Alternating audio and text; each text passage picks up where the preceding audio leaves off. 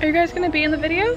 Hi everyone, and welcome back, or welcome to my channel if you're new. I'm so excited to be doing this video. I feel like it's been forever since I've uploaded a video on this channel, but not only that, it has been years since I've uploaded a sit-down video. So this is pretty crazy. If you've been following this channel or watched my previous videos, you know that I like to get into these deep chats throughout my vlogs, but I figure why not sit down and dedicate this entire video to a deep chat. I think that's amazing. It's the videos that I love to watch, so I feel like through my evolution it is the type of video that I want to make. So I want to make sure I take time to sit down and talk to you guys like this versus, you know, a regular vlog of just doing things and doing life. It's hot. I think I wanted to have this sweater on, but I don't think I could do it. That's gotta go. So yeah, today's video is going to be 10 life lessons, self-development, self-growth tips that I've learned by the age of 25, which I just turned 25 on May 24th, and I am just activated. Like, I don't know what is in 25, or maybe just what is in 2022, but the best way to describe it is 25 felt like finally coming home. I feel like, you know, as many do, I lost myself for so many years of my early teens and early 20s, and I'm still in my early 20s, I guess, mid-20s. Something about where I am right now just feels like, I don't know, it's all making sense again. I've found this new clarity to my life and to life in general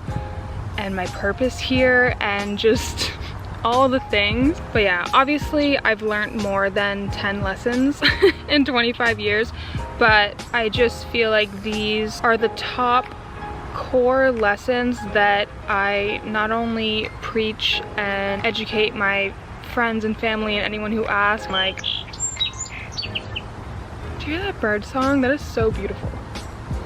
Anyways, yeah, I don't know what I was saying.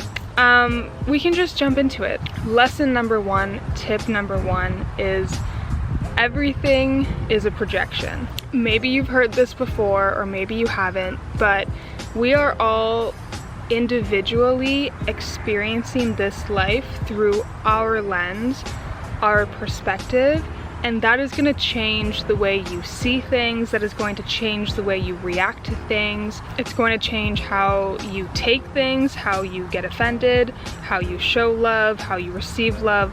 Everything is wrapped into your perspective. So I feel like when we're younger, and especially me, I just took everything anyone told me literally. I took offense to a lot of things that had nothing to do with me, that were pure projections. Also, the self-growth that comes with truly learning this lesson is how you are projecting yourself and your insecurities onto other people. I feel like I've always been someone that people came to for advice or to, you know, rant to or whatever it is, and I always felt like I had really good advice, which I still believe that I do, but I also wasn't recognizing for so many years that the advice that I was giving of like 100% like this is how it is, this is how you're viewing it, and this is what they mean, that was all from my perspective of life. And so even through giving advice, I was projecting experiences that I've gone through and thinking that, oh yeah, that's how it is because that's what happened to me, but that's just how you're taking it. And I feel like the sentence or expression, there's always three sides to the story, your side, my side, and the truth, is so true, because it's not that it's your side, my side, and the truth. You have your truth and I have mine, and we could both be wrong.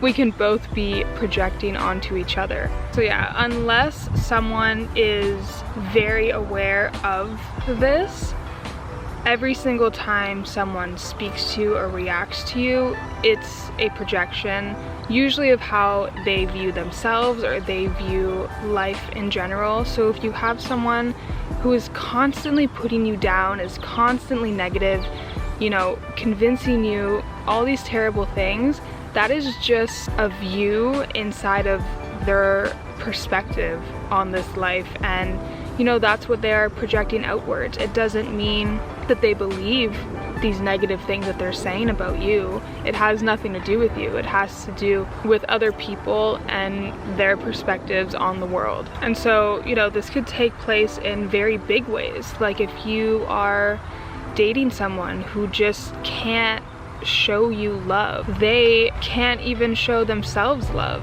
You know what I mean? Like someone who can truly love themselves, and that is just gonna pour to the outside world, because that is how they are going to project outwards. Someone who is living an internal hell is also going to project that outwards. This lesson also just taught me compassion. Like when I meet negative people or someone who just has to make a comment about everything that I do, that inner critique lives with them, not me. Maybe I need to be around them once a week and hear the little bicker and all the things they have to project onto me, but they have to live with that.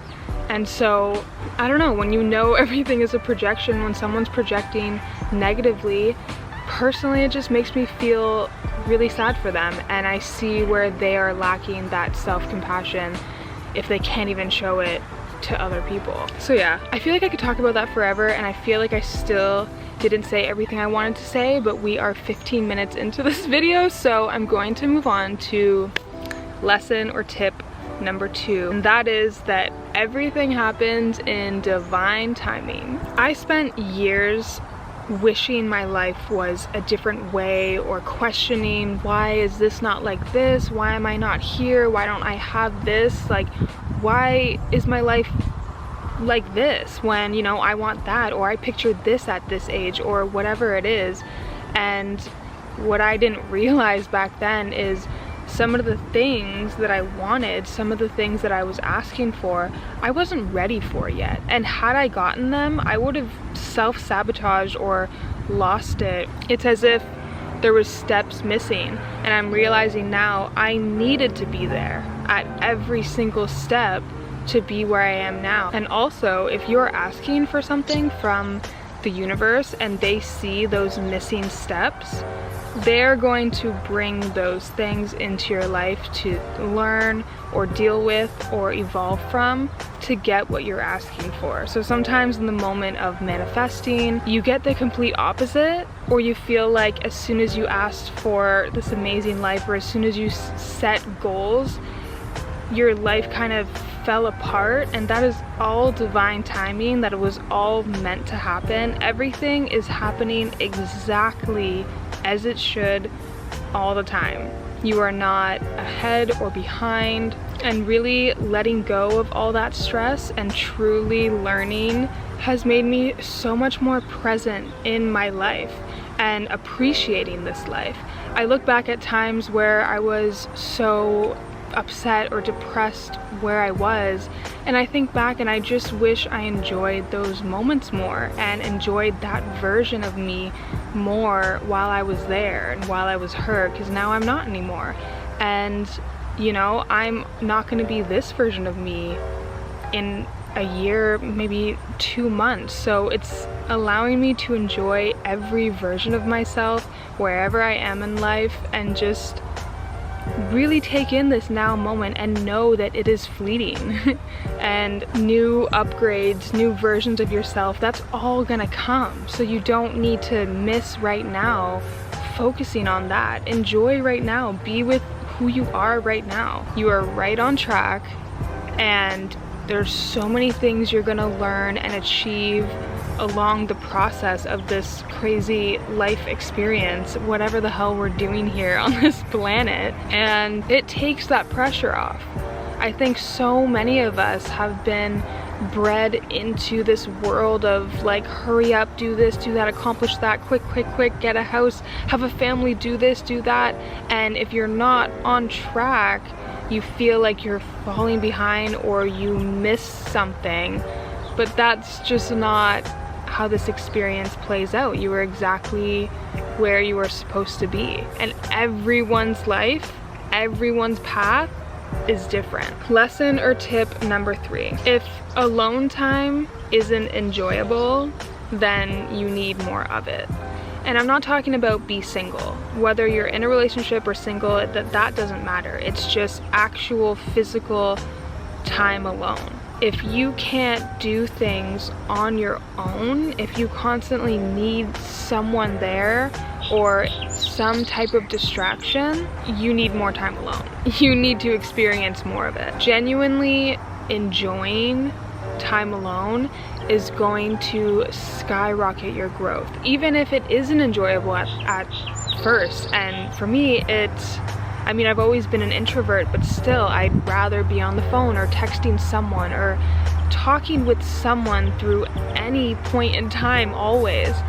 And through sitting with yourself and your thoughts and really exploring, like, what does Sky want? Like, what does this person want? And what do I want to do right now? How do I want to spend my time? What matters to me?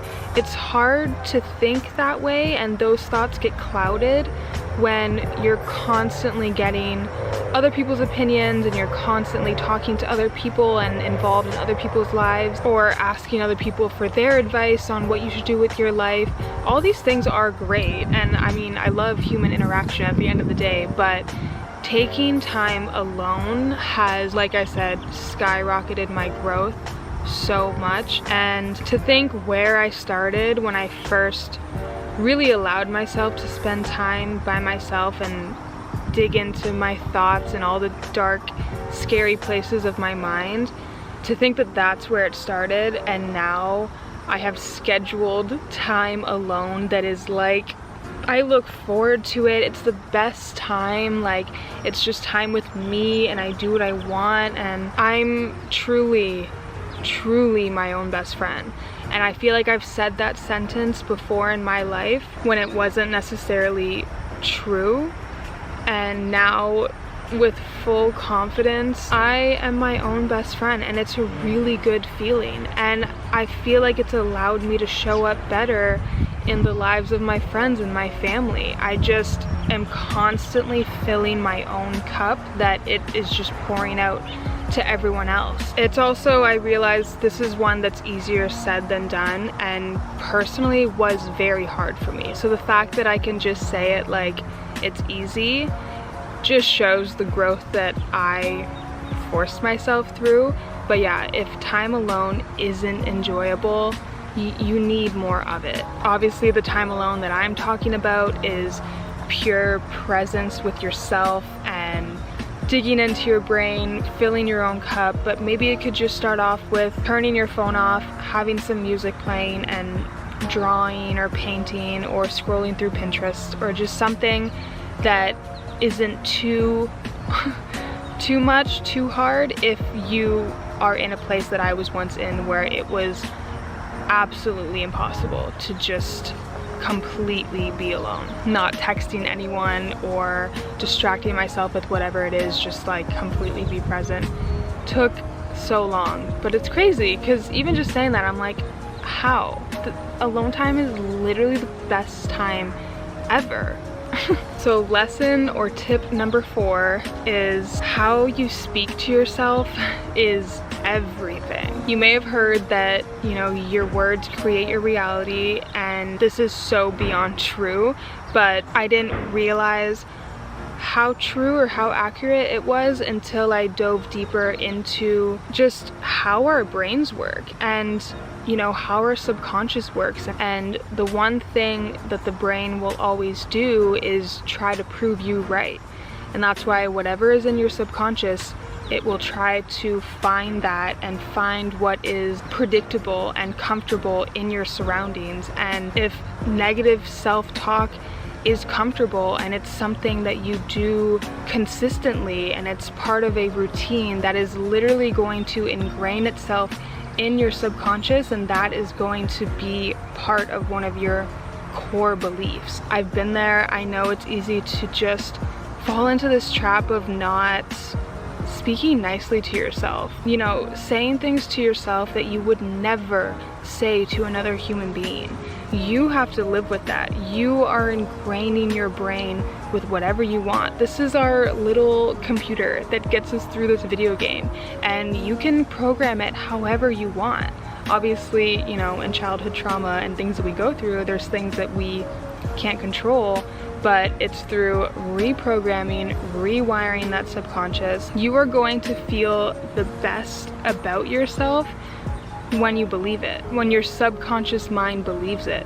And the only way to get the brain to accept these words as facts is repetition. Just the way, you know, you once or someone else once programmed your mind in the past of how to view yourself and speak to yourself, you can reprogram that, but it's gonna take a while. It's gonna take consistency and repetition. How you speak to yourself is also the subconscious standard of how you allow others to speak to you. You know, I could think back of things that exes or ex-friends have said to me that I kind of let them, versus if those things were said to me now, it would be an immediate red flag. Like, you do not speak to me or about me in that way.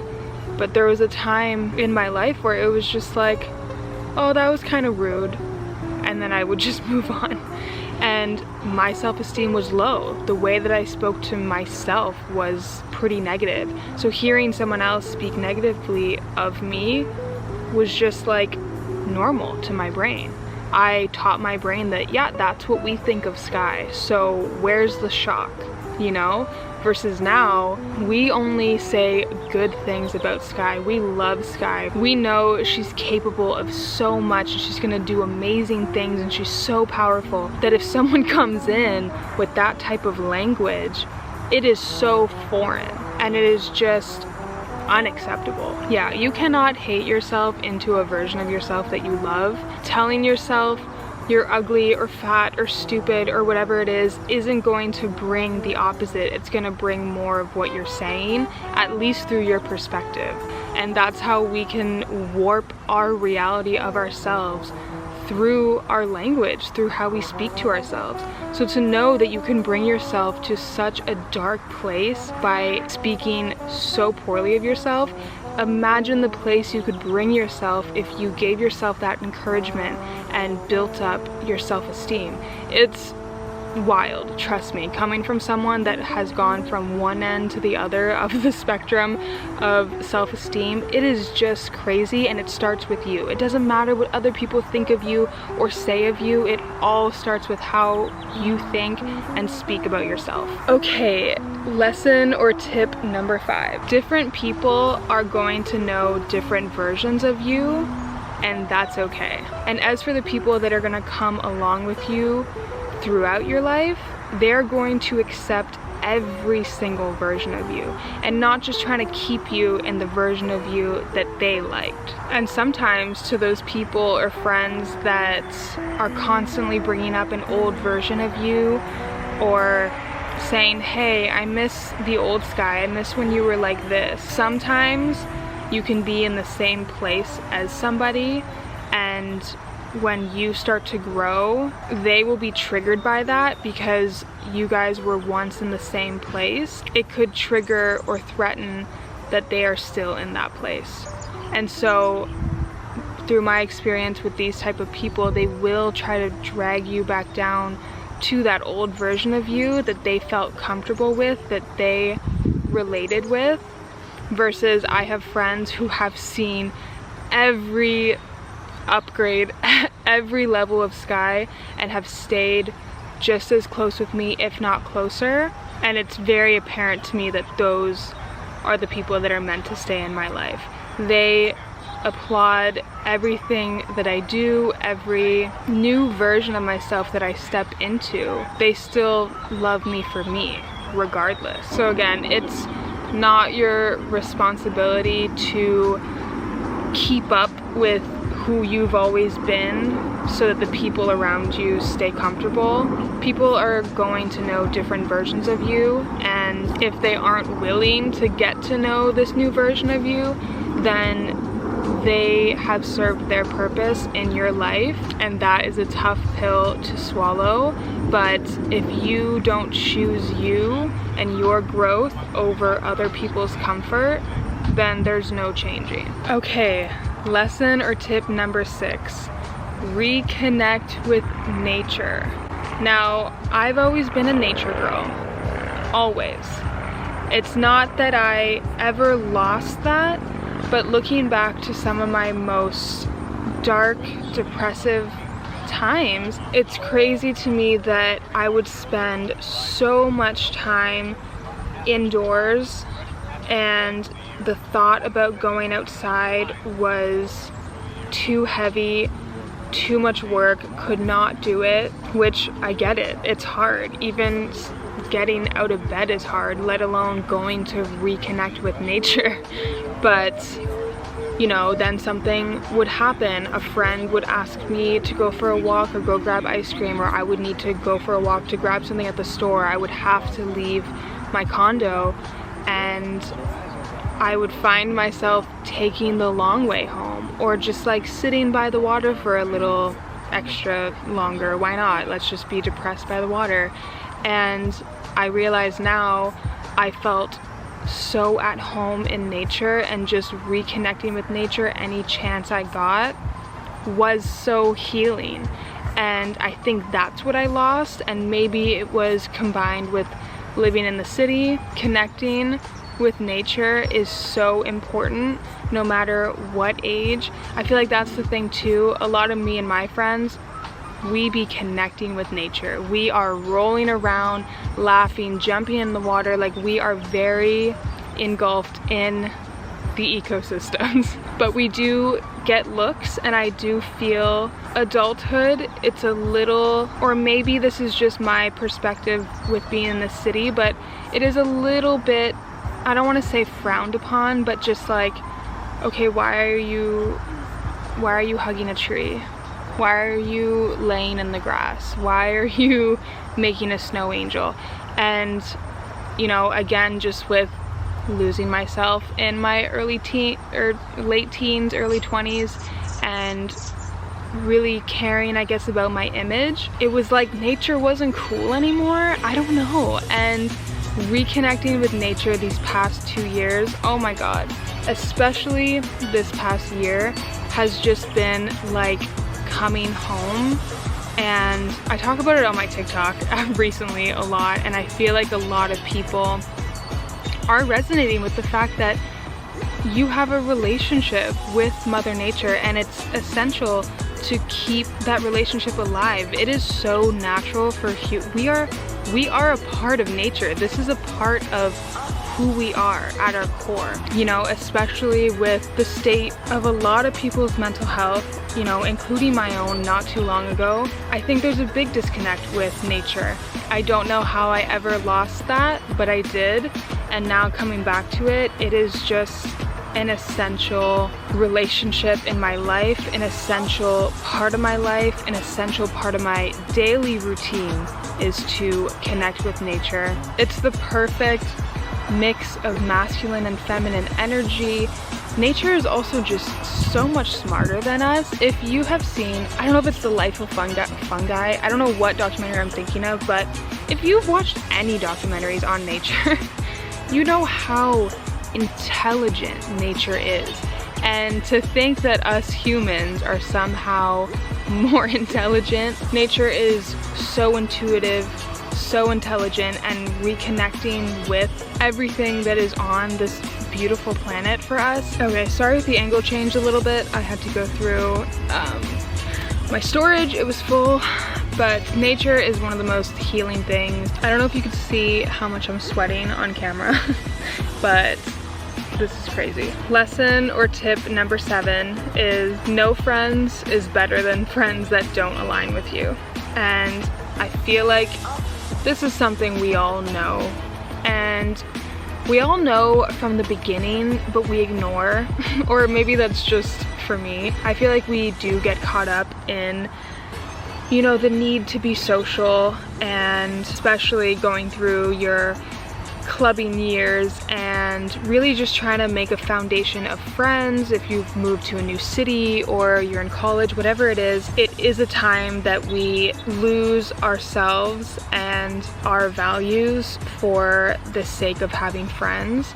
And really, at the end of the day, your friends are supposed to make you feel good. Your friends are supposed to be there for you. Your friends are supposed to listen to you when you talk. And anything but that, it just isn't friendship at the end of the day. And that's what you realize later on. It's like, wow, that person was never actually my friend. They never did anything to validate our friendship. For the sake of being social, we literally put our peace and mental health on the back burner for the sake of having friends. And I feel like personally it distorted my view of friendship for so long. You know, when you allow disrespect from friends, when you go into making new friends, again, you kind of just set that standard and you allow that, and I feel like it just brings in more of those type of people until you finally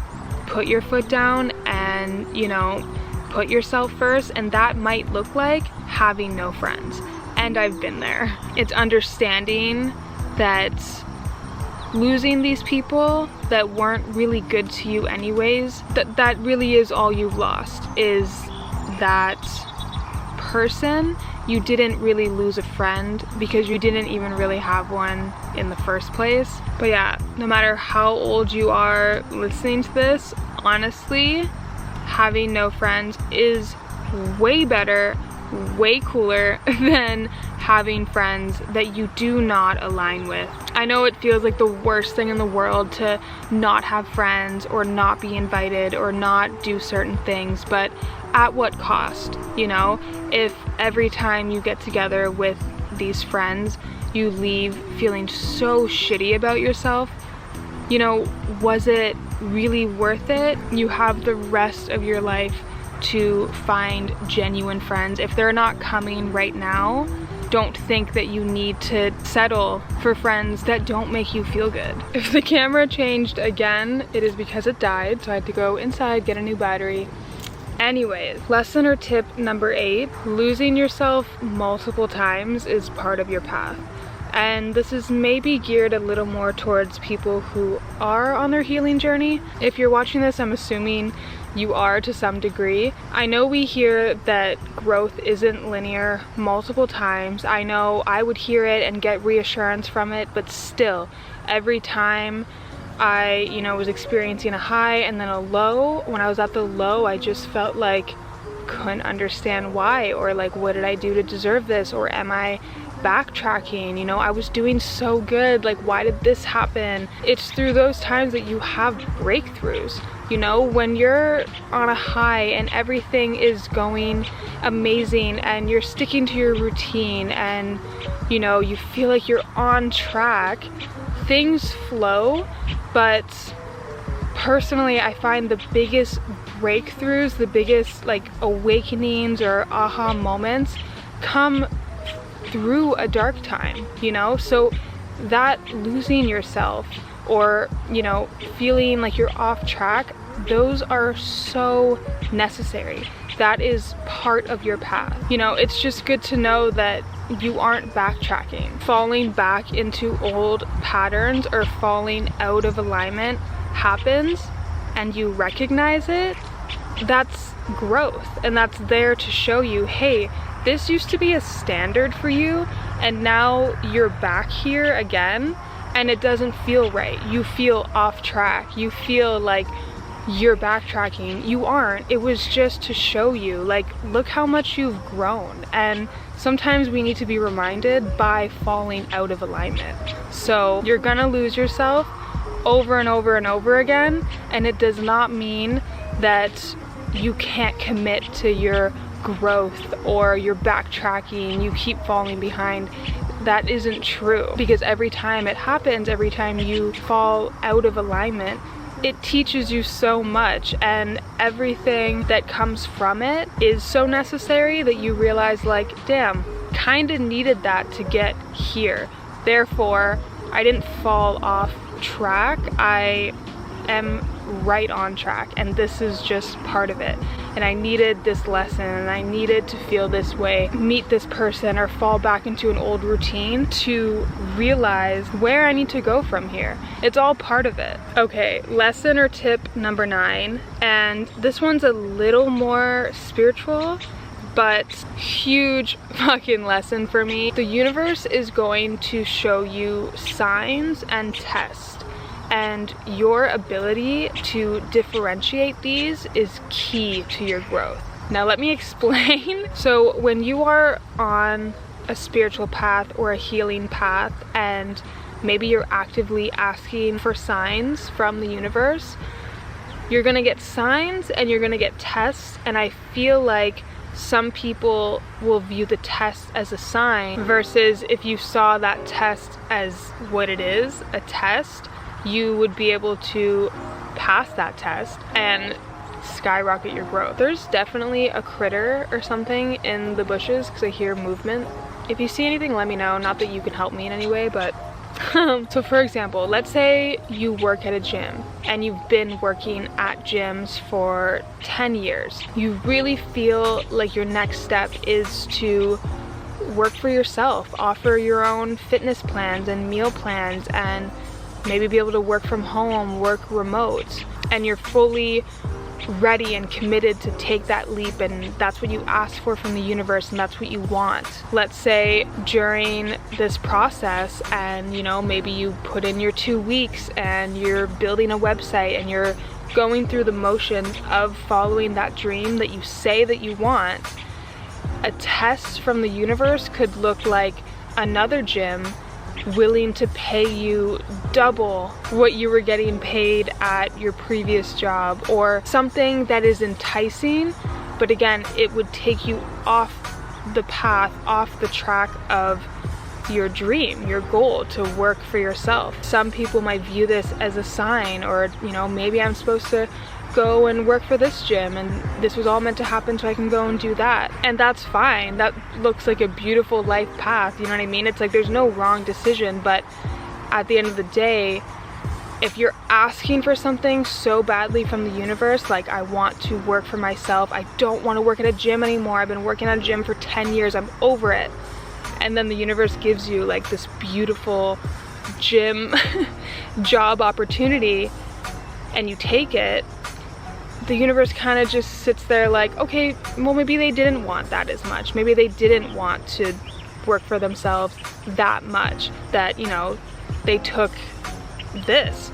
And it's not, I don't ever want to say like you failed the test, but in a way you just proved to yourself and to the universe that you didn't really want it that much. And so being able to tell the difference between a test and a sign is going to help you reach your goals so much quicker. You know, same thing in relationships. Let's say you want a beautiful, peaceful, loving relationship and you ask for that, and that's what, you know, you're aligning yourself to receive that, and that's what you want, and you want it so bad and you're waiting for it, and then your toxic ex comes back. It's like, if you can view that as a test and recognize, I'm not falling for that, I asked for this, you are gonna get there so much quicker than if you view this as a sign and maybe they came back for a reason and we're supposed to work on this. Again, I'm trying to just come up with examples are clear, but at the end of the day, you are gonna know your test and you are gonna know your signs, same way I know my tests and I know my signs, and it's kind of fun getting better at recognizing when the universe is testing you versus when it's giving you a sign. So going back to that person that works at the gym, a sign for them could be a random person coming and complimenting their body and asking like, do you offer personal training? Like, I'd love for you to train me. And, you know, have that sign possibly make some clicks like, damn, that's a potential client. I could work for myself. Maybe if I have a gym in my garage, I could totally give her my number, and and it just kind of brings you back on the thing that you asked for. That's a sign versus this big other gym that you don't want to do. And if you are someone who listens to the universe and listens to your spirit guides, and you see the synchronicities and all of this language is so hard to understand, and a good way to tap in is how you feel. So you could at first feel really good about this like gym job that's going to pay you more. It could be like, ooh, exciting opportunity. But then if you get that like, ooh, like, oh, but that's not what I asked for, like I wanted this, that'll usually be a clear sign of something that is testing you, versus a sign is always gonna feel like a full body fuck yes, like oh my god, like I'm on the right path, like this was just a tiny glimpse, this was a tiny sign into what my future could be, like yes, and it just fires you up. That's a sign. So recognize when these test signs come into your life, how you feel. Okay, and the final lesson slash tip of the day is where you're headed is hidden in your daily habits. Regardless of where you're at, it's kind of like a fake it till you make it type of lesson that I've realized. The thing is about it is it takes time to realize. For example, I don't know why this example is coming to mind, and it's so old that, like, please correct me if I'm wrong about this example, but I can remember a super old Keeping Up with the Kardashians episode where I think Kim is trying to buy a house and she's also spending a lot of money. Maybe, I don't know what's going on, but yeah, she's like spending a lot of money on shopping and I don't know, maybe cars. I don't know what Kim Kardashian spends her money on, but I remember in this specific episode her financial advisor was telling her like, hey, you need to slow down on the spending or you're not going to be able to get this house. You may not always be able to see where you're going, but your daily habits are going to be able to indicate where that is. And so I feel like that is maybe, when you're in a good place and recognizing your daily habits are bringing you to a place that you don't want to be, but the same thing works reverse. And that's what I learned in the past 3 years, I would say. When you are in a really dark place and it feels almost impossible to do any of the things that you need to do to feel better, that's where you are currently, and you are aware of that, you can accept that, but that doesn't mean it's where you're going. Where you're going is going to be hidden in your daily habits. So even if it's going on a light walk, that's what I used to do. I would get myself to get up at whatever time I could and try to just go for a walk and be present, listen to a podcast, even though I just wanted to listen to sad music, listen to a podcast. You could be grumpy and in a bad place throughout this entire thing, but as long as you're incorporating little things in your daily routine that start to become routine and become easier, and then going on a hot girl walk a day becomes normal and part of your routine, that maybe let's add a green juice and nourishing our body. You take on that habit until it becomes part of your routine, and then you take on another one, and so you don't have to just snap out of this bad place, but where you are headed is hidden in the now, in your daily habits and routine. But yeah, those are all my tips. I feel like when it comes to this topic especially, I can just go on forever. When I decided I was gonna make this video, I sat down and I really thought, like, is not only beneficial to maybe someone my age and this time of being 25, but also really like what are the key lessons that I'm actively applying in my everyday life, and aren't just things I've heard of that are good for you, but things I embody and I believe and I'm doing and I'm seen results. I feel like everything that I talked about today is just really wraps up everything I've learned. Honestly, in the past 18 to now was a big growing period for me. And I mean, even thinking back to myself at 23, which was 2 years ago, I didn't know and believe, you know, a lot of these lessons. I maybe heard of them, but it wasn't a part of my reality yet. But I can just confidently sit here today and speak about all these topics and lessons from a genuine place. I feel like this day next year can be completely different, and I might be able to come up with 10 new lessons that I didn't fully embody right now, but I will in a year, you know? So anyways, I hope this was helpful in some way, or gave you a little bit of reassurance, or just was a fun time chatting about life lessons and fun things that I love to talk about. But yeah, that's everything for today's video. Hopefully it's not too long. I'm pretty sure I have an hour of footage, so I'm gonna try to cut this down, but you know me. I will unapologetically upload a 30-minute video, 40-minute video, I do not care. So this might be a long one, but if you stayed through it to the end, thank you so much. I wish honestly nothing but the best for you. I hope you are coming back to yourself every single day, even if it's a little bit. Thank you so much for watching, and I will see you in my next video.